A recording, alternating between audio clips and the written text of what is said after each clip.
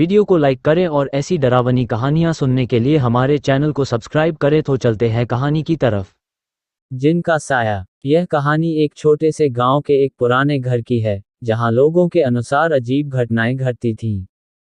गांव वाले कहते थे कि वहां कोई जिन या भूत प्रेत है, जो किसी को भी चैन से रहने नहीं देता।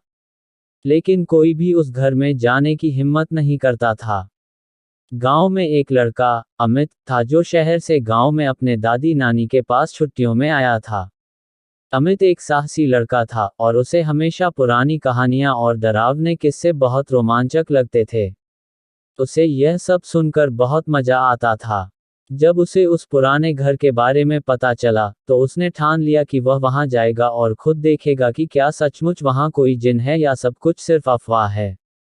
एक शाम, जब सूरज अस्त होने वाला था और चारों ओर अंधेरा घना होने लगा, अमित अपने दोस्तों के साथ उस पुराने घर की ओर बढ़ने लगा। सभी लोग डरे हुए थे, लेकिन अमित को डर तो था ही नहीं। वह हंसते हंसते घर के पास पहुंचा और दरवाजा खोल दिया। जैसे ही दरवाजा खुला, एक ठंडी हवा का झोंका उनके चेहरे पर पड़ा। अंदर का माहौल अजीब था। दीवारों पर जाले, खिड़कियां बंद और एक खौफनाक सन्नाटा छाया हुआ था। लेकिन अमित ने किसी को परवाह नहीं की और वह सीढ़ियां चढ़ने लगा। जैसे ही वह ऊपर पहुंचा, एक आवाज सुनाई दी, जो किसी के गाने की जैसी थी। वह आवाज बहुत धीमी थी, जैसे बहुत पुरानी और किसी दर्द भरी कहानी से निकल रही हो। अमित डरते हुए आवाज के पास पहुंचा। अचानक सामने एक धुंधली सी आकृति दिखी, जो धीरे धीरे साफ होने लगी। वह आकृति एक महिला की थी, जिसके चेहरे पर डर और दर्द की झलक थी। अमित घबराया हुआ था, लेकिन उसने साहस जुटाया और पूछा, तुम कौन हो? महिला की आवाज में दर्द था, मैं यहाँ ट्रैप्ड हूँ, मुझे मेरी मुक्ति चाहिए। इसके बाद महिला की आंखें चमकने लगीं और उसके चेहरे पर एक खौफनाक मुस्कान फैल गई। अमित ने देखा कि महिला की आकृति अब धीरे धीरे बदलने लगी और वह एक जिन में तब्दील हो गई। उसकी आंखें जलती हुई राख जैसी हो गईं और उसके मुंह से भयंकर आवाजें आने लगीं। अमित डर के मारे कांपने लगा, लेकिन वह फिर भी खड़ा रहा। जिन ने अमित से कहा, तुमने मेरी नींद में खलल डाला है, अब तुम्हें मेरी सजा भुगतनी होगी। अचानक चारों ओर अंधेरा छा गया और अमित को महसूस हुआ कि वह पूरी तरह से जकड़ लिया गया है।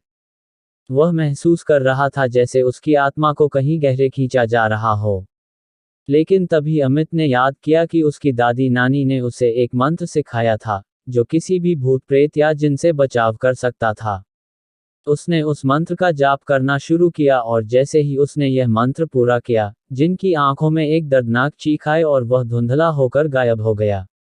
अमित जोर से चिल्लाया और वह घर से बाहर भागा। उसकी सांसें तेज हो रही थीं और उसका चेहरा भय से पीला पड़ चुका था।